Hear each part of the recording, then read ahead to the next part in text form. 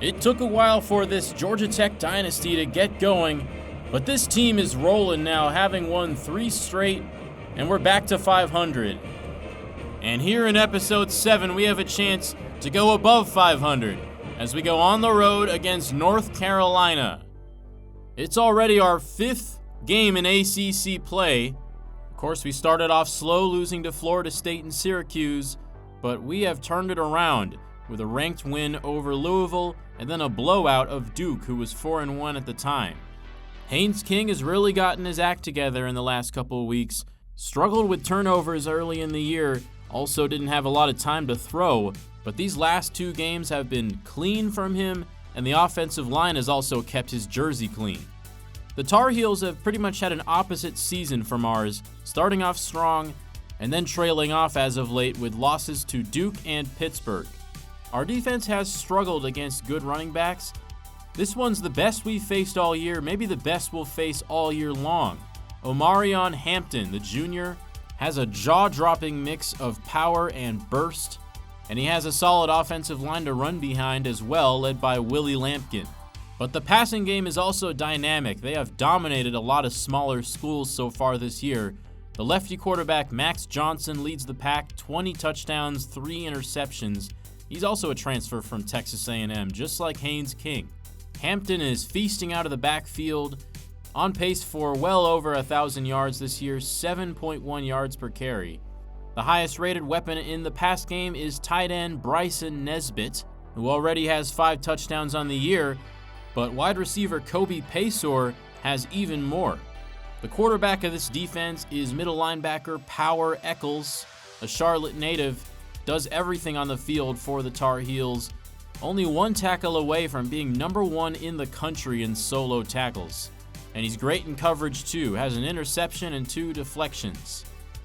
But as talented as this North Carolina team is, they are on a negative trend right now. They beat up on inferior teams to start the year going 4-0, but once they started facing stiffer competition, they haven't been finding those same results. Pittsburgh came into Chapel Hill and hung up 41 points on them last week. I'll be making a minor depth chart change for this game. I wanted to get Kari G out there more. I think he's a really versatile player who can be in the secondary, but he's also a good enough run defender that I think he can line up at linebacker. And that's what I'm going to have him do in our sub packages. I haven't been impressed with our run defense so far. EJ Lightsey has not been great, so I'm just going to put a different guy out there and see if that changes anything. And without further ado, Noah Burnett gets things started here in Chapel Hill, kicking it away to Rodney Shelley, who runs into a crowd, falls forward to the 19-yard line. So the Georgia Tech offense will get the ball first. Haynes King not having quite as impressive of a season statistically as Max Johnson, but he's been really good as of late. He's going to start it off with a handoff to Jamal Haynes going left, brought down after a gain of 3. Now a jet sweep to a motioning Christian Leary, has space, past the 40 to the 50. 28 easy passing yards for Haynes King. First down, RPO, Malik Rutherford on the bubble. Past the first down markers, and already we're at the North Carolina 35. First down, another screen pass, and it's jumped and intercepted. Marcus Allen sniffs out the play, and he will give the Tar Heels an early lead. There was a flag on the play, and it is holding on the offense, and the play will stand. Those screen passes work so often that it kind of puts you to sleep. That time, King did not properly read the defense. 7-0 North Carolina, we get the ball back. Trey Cooley in the backfield this time, speeding past defenders up to the 40, an 18-yard rush. Boy, is he explosive. Cooley up the middle again, that's 3. It would be wise to rely on this great 1-2 punch of running backs we have. Second down, screen pass caught by Leary, only gains 1. 3rd and 6. We dial up a screen play, and the pressure gets to him too quickly. And we're going to have to punt it away. A disastrous start to this game. looking a lot more like the team we saw against Syracuse.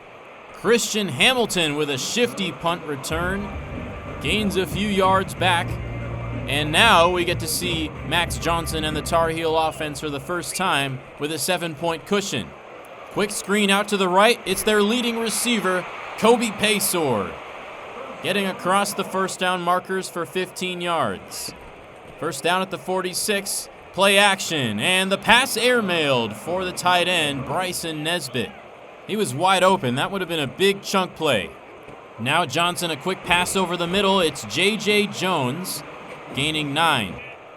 That sets up a 3rd and 1. We're sending pressure here. Johnson swings it out right to Hampton behind the line of scrimmage, and he is stopped by Kyle Eford. And we're going to get this ball back. First down at the 22. Jamal Haynes running right. Can't outrun the cornerback Antavius Lane. Second down, another RPO screen. Christian Leary, catch and run of about 5 yards. Third down, King, a shotgun snap, and he throws it over the middle to nobody. Tar Heel defense had everyone covered on that play. The ball goes back to the Tar Heels and Omarion Hampton. But that play is going nowhere, stopped by Clayton Powell-Lee. Empty set for Max Johnson. In the pocket, fires over the middle. He's got the sophomore Chris Culver. Sets up another 3rd and short. We line up everybody in the box, but we still can't stop Omarion Hampton, who barely gets across the line. Max Johnson hands it off to Hampton again, and this time he's got space. Across the 50 and up to the 41. Tar Heels trying to go up 2 scores. Johnson fakes the handoff. He's got time in the pocket. Fires to the sideline, and it is broken up. Intended for J.J. Jones on the comeback, but Saeed Gibbs was right there. 2nd and 15. Johnson rolling out right into the pressure. Sylvain Yanjuin and Jordan Vandenberg combining on the sack. 3rd and long, and it's Romello Height off the other edge. 2 straight sacks for this dynamic Yellow Jackets pass rush, stalling out the drive. Haynes King has it at the 27. He's pressured, but he finds his check down, Christian Leary, for a gain of 3. That's the end of 1 quarter.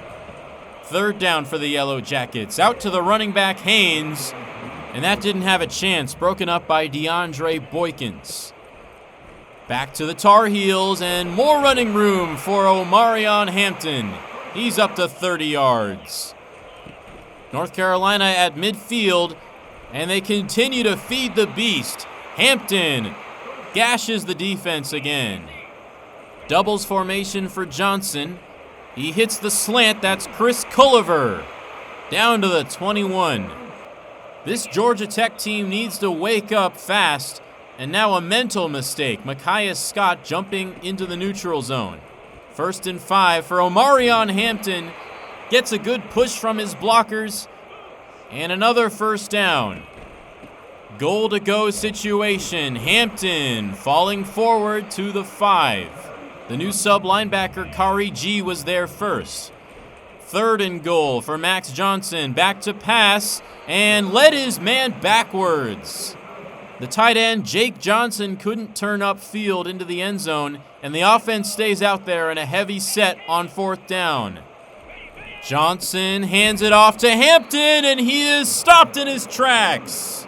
LaMiles Brooks got into the backfield, and a promising Tar Heel drive ends up scoring no points.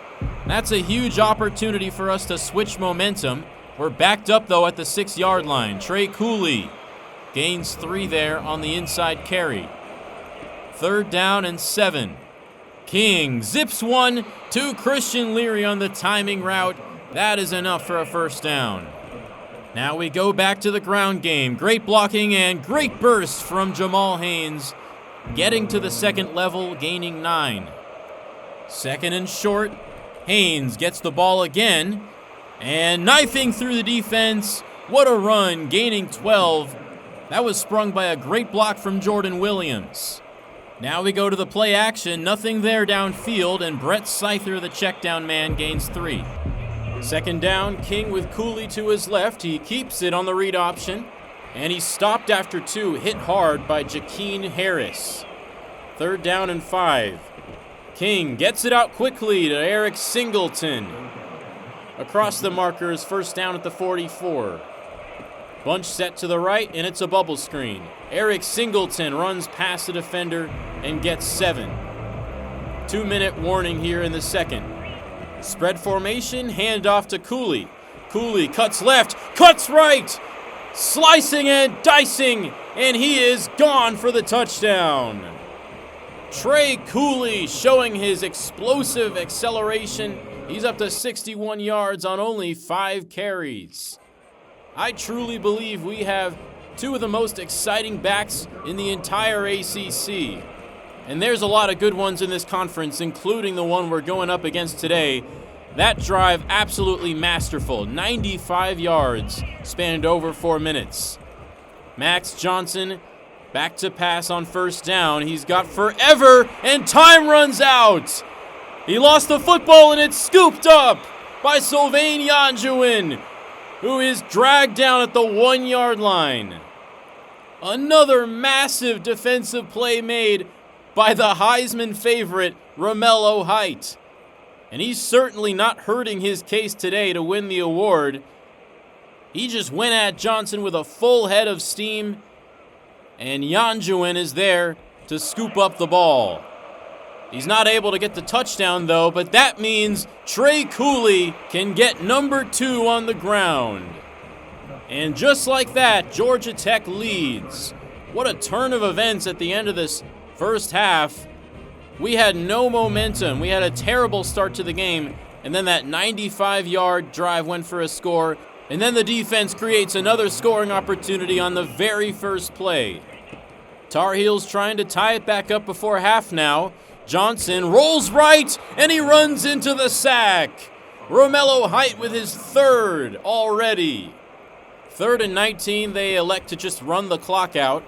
Amarion Hampton up the middle.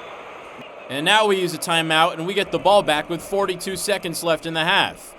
Here's Trey Cooley turning on the Jets again, outrunning Power Eccles to the sideline. 75 yards for Cooley. Now King will pass, and he is intercepted.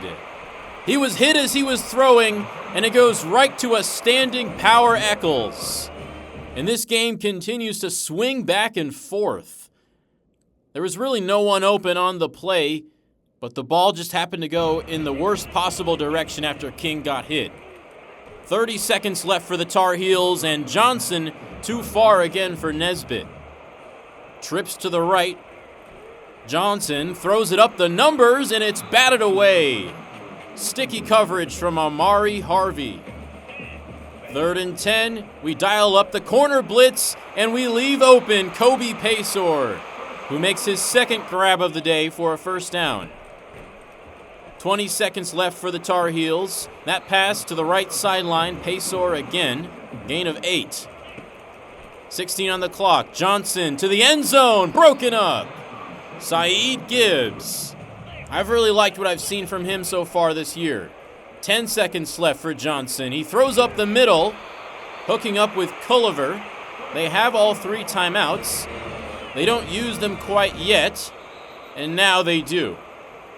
They let 3 seconds run off the clock. They could have taken a shot at the end zone, but they just elect to kick it and go to the locker rooms. The field goal good, and 2 quarters down, 2 to go. Georgia Tech leading by 4.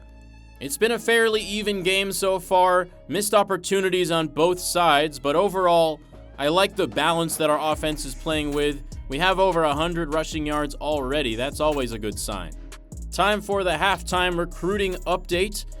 And if you watched last episode, you'll know that we landed our first ever recruit a week ago, 5-star safety Billy Russo. We definitely took longer than other schools to land our first commitment, but we trusted the process, and I think this is going to turn out to be a really good recruiting class. But it starts with Russo and 4-star running back Darrell Cooks. Maybe if this series pops off, I'll do some sort of fun trivia episode. There's your answer for first 2 players to commit to the Dynasty. Also, let me know if you guys want me to pronounce it Darrell Cooks or Daryl Cooks. I feel like Daryl rolls off the tongue a little bit better. But yeah, please let me know in the comments. This is going to be a longer recruiting update than usual because I want to give you an update on every player in our class. As a viewer, it's hard to keep track of all these names, especially when they're fictional. So this will kind of just be a mid-season check-in to make sure you haven't forgotten about anyone. But Calvin Johnson's not playing around in the recruiting game. He's already going after the big names. And he's not stopping at one 5-star defensive back. We're also going after 5-star gem Evan Haslam, who we have finally figured out the ideal pitch for, which is workhorse. We've also aggressively pursued Isaac Prochet, the speed rusher defensive tackle. We weren't even in his top 10 at the beginning of the season, but we've been keeping constant communication with him. We figured out his pitches, and we are first in line. But yeah, I've been doing this hard sell, soft sell combo for a while. I feel like it's a huge influence boost every time, especially if you have good grades. That's the strategy I'm using for anyone who I have the ability to spend 60 hours on, including Austin Colon. I have not yet figured out the ideal hard sell for run-stuffing defensive tackle Ezekiel Hitchcock. However, I do have enough info to schedule his visit. He lives in nearby Savannah, so he'll be taking his family to our game against number 9 Notre Dame in Mercedes-Benz Stadium. That game's just a week from today, and we're going to have a star-studded cast of recruits visiting that one, which I will discuss at the end of this video. It looks like we're losing steam here with Damian Rowland, the cornerback. Georgia has swooped in and taken the lead late. We've already scheduled the visit with Rowland. That was during a bye week. That may have been a mistake, because now we can't rely on that big boost anymore. I'm going to give him all the points that I can, but honestly, I don't feel too optimistic about this one. Even if we don't get him though, I think we have some pretty good backup plans. It looks like we're very close to a commitment from tight end Cliff Yates, as we have a sizable lead on Mississippi State. I'd expect him to be the 3rd player to enter our recruiting class. I now have some hours freed up to put into the 3-star gem safety Leon Tung. Not too many other 3-stars in the class, but I really like the skills he brings to the table. I just scouted a new offensive lineman. Here is 4-star Miles Zimba. I'm really just looking for pass protectors right now because that's something we could never get enough of. Zimba is a bust, but right now he's the only tackle that we are pursuing. And generally I like what I see. He's got 83 pass block right off the bat. 66 run block isn't terrible. We can work with that. We need to readjust and temper our expectations after I lost out on 2 of my initial main O-line targets in Darrell Hadnot and Antonio Genis. So I'm going to send the house for Miles Zimba. I'm also sending the house for Ben Rincon because we haven't cracked his top 10 yet, and why the hell not? I love a good fullback to put in the I formation. Last episode I discovered this 96 speed receiver Patrick Arianes, who's just out of the 5-star range, number 49 in the country overall. And I said, hey, this is Calvin Johnson. Why not go after another top receiver? Well, we barely made it into his top 10, and now I want to be even more aggressive, sending the house. And while we're on the topic of receivers, 2-star Jimmy Smalls is someone I found very early on, while I was not expecting us to have as good of a recruiting class. He has us number 1 over Kennesaw State, and we really haven't had to spend many hours on him to get there. So I kind of just said, why not? I mean, he doesn't have the worst attributes for a 2-star. He's 6'4". We love our big receivers, so we'll probably end up landing him. But the real good news is we are running away with Sean Zeese, another big physical receiver. We are still the only team to offer him a scholarship, which boggles my mind. I mean, he's a 4-star gem. Zeese is one of the recruits I'm most excited for, especially since I want to make an emphasis on receivers. We haven't been spending many hours on him recently because we haven't had to, but we're very close to entering the top 5 stage for him, and once that happens, we'll be able to start giving him pitches. The same goes for middle linebacker Sammy Kirkland, also a gem, and also someone who Georgia could probably get if they really pursued him hard, but they just haven't been. And the same goes for pretty much everyone else on our recruiting board. Almost all of them are guys from Georgia, and pretty much all of them have Georgia as their number 2 or 3, but we're the only ones pursuing them right now. Early bird gets the worm. David Cushenberry, Taekwon Chubb, Paul Pinckney, Tremont Lamb, Carl Anger. All of these guys I think are really, really good players, and yet we seem to be the only team that wants them. And to round things out, we should be able to land Tremaine Cheridor, the 3-star punter. But yeah, that caps off a very long recruiting update. Thank you for sticking with me for all of it. Let's get back out to the second half in Chapel Hill. Omarion Hampton and the Tar Heels will start off with the ball, and Saeed Gibbs chops him down in the open field. They're in danger of a 3-and-out. We send pressure, and they call the screen pass. Omarion Hampton shrugs off a tackler across the 40, and a big gain to move the chains. Hampton's one of the best. You can't stop him. You can only hope to contain him. Kobe Paysor on the screen pass out to the right. He takes it for a first down. And already, Tar Heels at the Georgia Tech 23. Johnson, rollout pass. Check down to Bryson Nesbitt. He's been fairly quiet today. 2nd and 10. Johnson in an empty backfield. Pressure from the left side. Romello Height. It doesn't matter what side he lines up on. He's going to beat the man in front of him. 4 sacks. 3rd and very long. That's Culliver running across the field for the catch, but it's not enough. So Noah Burnett from 35 yards out knocks it through, and it's a 1-point ball game. It's been a game of dramatic momentum swings. Can we swing it back in our favor? That's not a great start. The tunnel screen covered, and King forced to take the sack. 2nd and 20. Pass over the middle, not enough elevation. Came on Rucker, knocks it down. 3rd down. Haynes King throws into the blitz. A jump ball caught by Brett Seither. He won the battle, and now he is off to the races. And that is a 90-yard strike for the touchdown. You can't tell me that Brett Seither's not playing like one of the best tight ends in the country right now.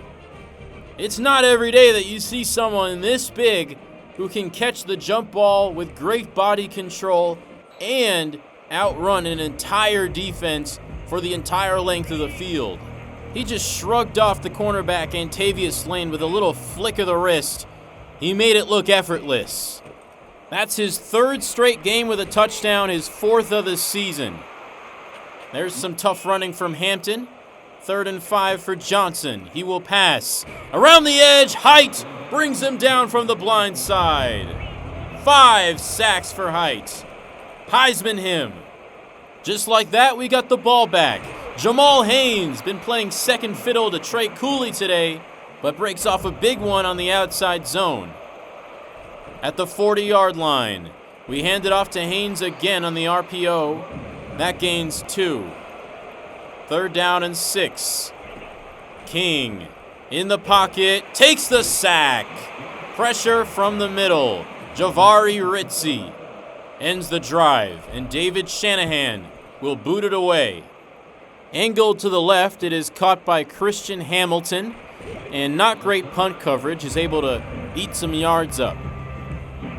They start at the 38. Max Johnson shuffling in the pocket and hitting the check down. Hampton crosses the markers.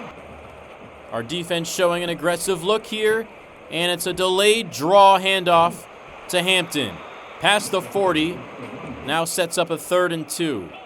Again, we load the box. They have 2 tight ends out. It's a toss play to the right, and Kyle Eford sniffs it out. And that bumps them out of field goal range. Our defense has looked really good today. Still no offensive touchdowns given up. 2nd and 9 at the 24. That's the end of 3. First play of the 4th quarter now is a sack. Haynes King takes a big hit, sandwiched by Ritzy and Desmond Evans. Another 3rd and long.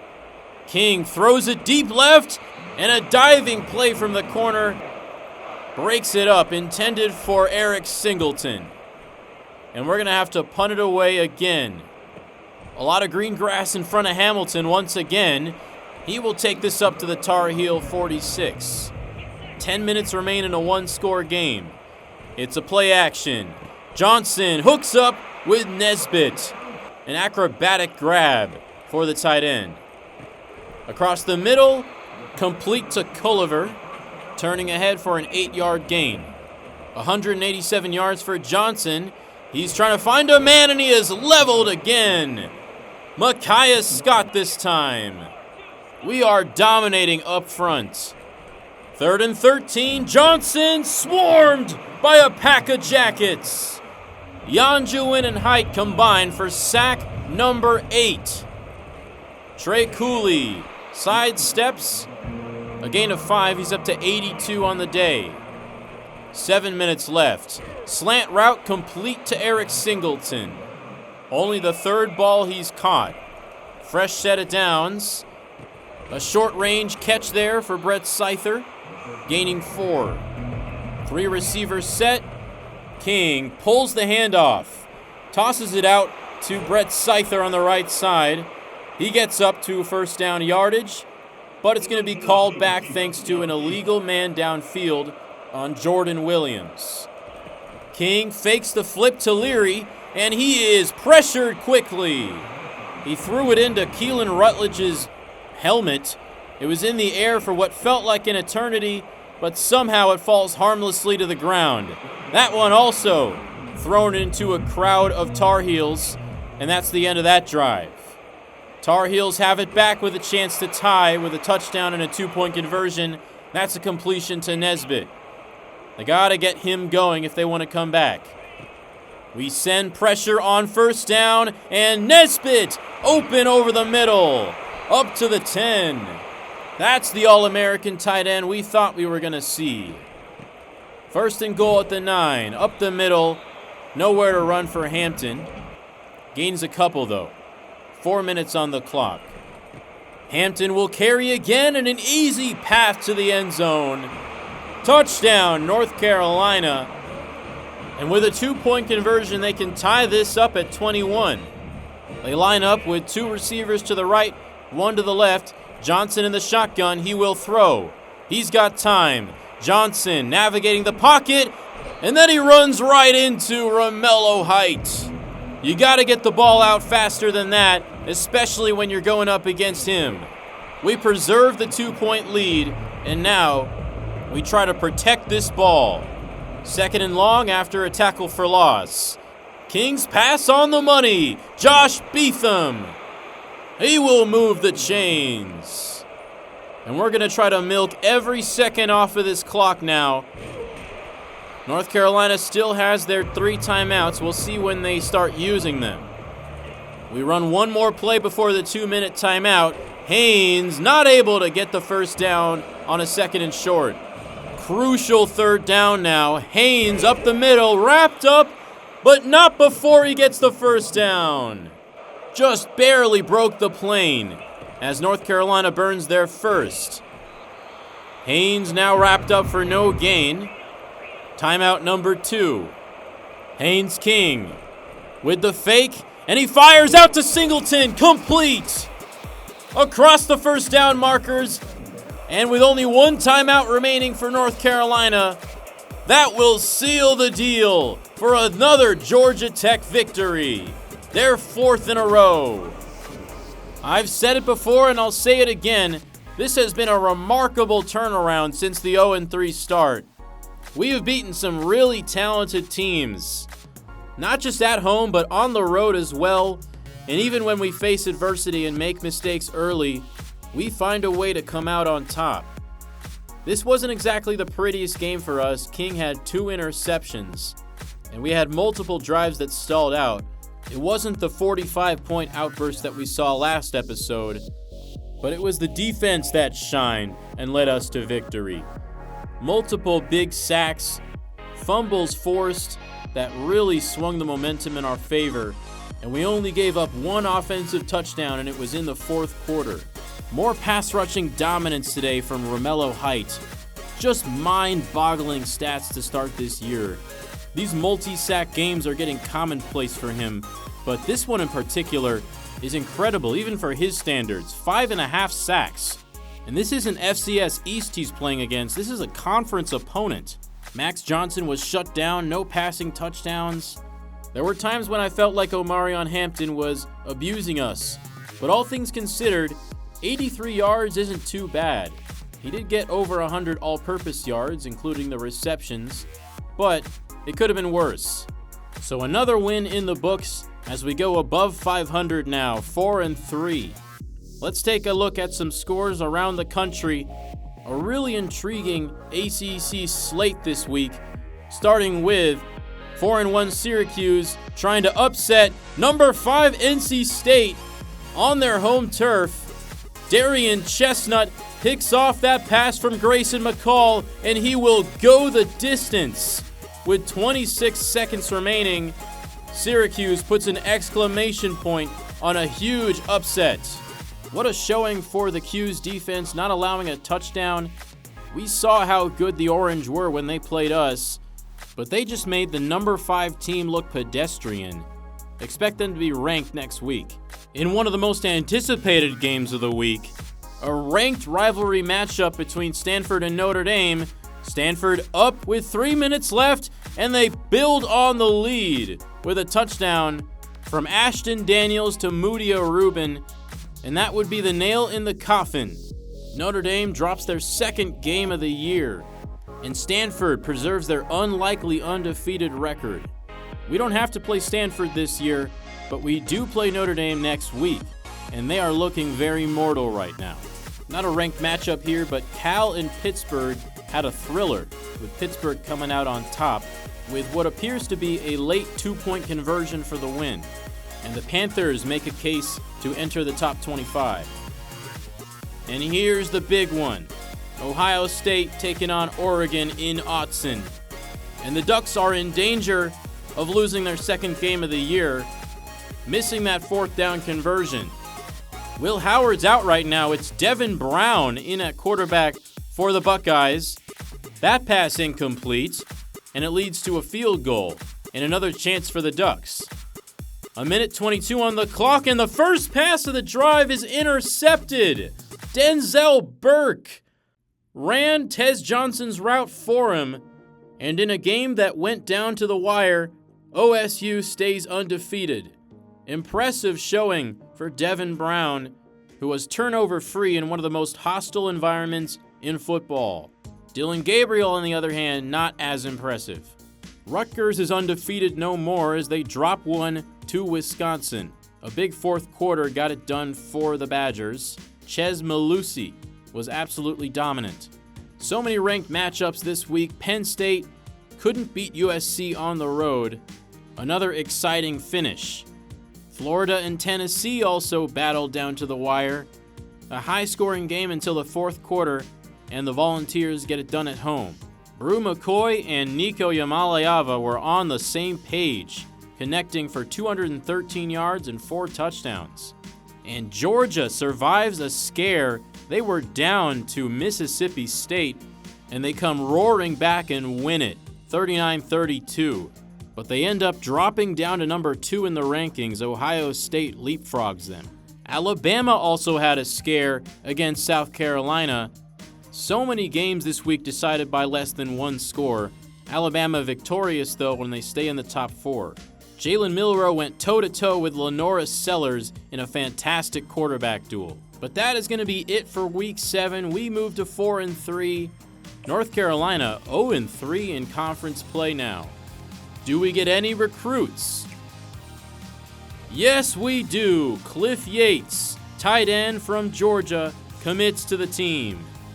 And it goes without saying that Romello Height is the ACC and National Defensive Player of the Week.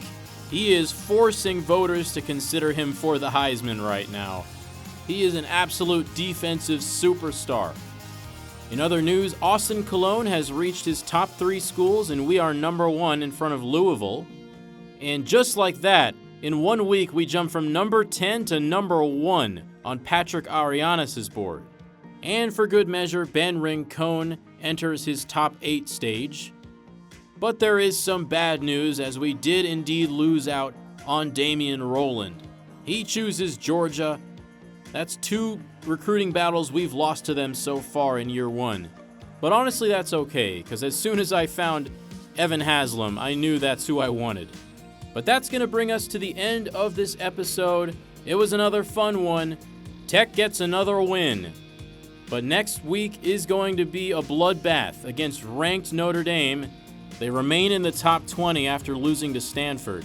With a talented roster like theirs, it's never going to be easy to beat them. But with the roll we're on right now, I wouldn't rule it out. If we are able to pull off that win, it would be gigantic for our recruiting class. This will be by far the biggest week of our season in terms of recruiting visits. 2 5-stars in Evan Haslam and Isaac Prochet will be there. On top of that, 2 4-stars in Ezekiel Hitchcock and Austin Colon. I strategically set it up so that we'd have all defensive players visiting that game so they get the complimentary boosts. Hitchcock and Prochet do play the same positions though, so that's actually going to be a competitive visit. The rest of our schedule though is just absolutely brutal. We got Notre Dame, Miami, NC State, and Georgia remaining. It's going to be interesting to see how many of those games we can win and if we can keep this win streak alive. But thank you all for watching as we now move on to week 8 of the college football season. I'm a little bit behind real life, which I didn't intend to be, but no harm, no foul. I have started school and I've been a lot busier than I was during the summer, naturally, but I really wanted to get another video out as soon as I could. Hopefully you guys are still watching my channel. Thank you for waiting for me and I appreciate all your support. If you could leave a like on this video or a comment with some feedback, that'd be great. I'd also really love if you subscribed, turned the notification bell on, or even recommended me to a friend. Much more Georgia Tech Dynasty coming your way very soon. Thank you all for watching again and have a great rest of your day.